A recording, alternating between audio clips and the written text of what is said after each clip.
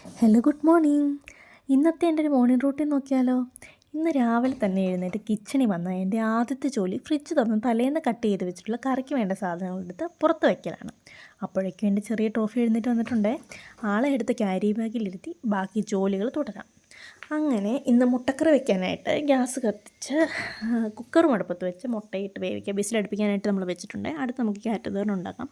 Pan അടുപ്പത്ത് വെച്ച് എണ്ണ ഒഴിച്ച് കടുകും പൊട്ടിച്ച് തലേന്ന് കട്ട് ചെയ്ത് വെച്ച ക്യാരറ്റും പിന്നെ രാവിലെ തന്നെ സവോളയും പച്ചമുളകൊക്കെ കട്ട് ചെയ്ത് വെച്ചിട്ടുണ്ടായിരുന്നു, അതും കൂടി ഇട്ട് ചേർത്ത് ഇളക്കി കുറച്ച് ഉപ്പും കുറച്ച് മഞ്ഞൾപ്പൊടിയും കൂടി ഇട്ട് നന്നായിട്ടൊന്ന് ഇളക്കിയിട്ട് നമുക്ക് ആവി കയറ്റാനായിട്ട് വയ്ക്കാം.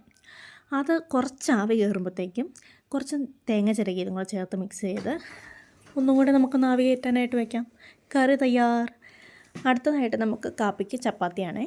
ചപ്പാത്തിയും കൂടെ ചുട്ട് ഇന്നത്തെ രാവിലത്തെ യുദ്ധവും കഴിഞ്ഞ് ഒരു കാപ്പിയും കുടിച്ച് ഇന്നത്തേക്ക് ഇത്രേ ഉള്ളൂ. ബായ്.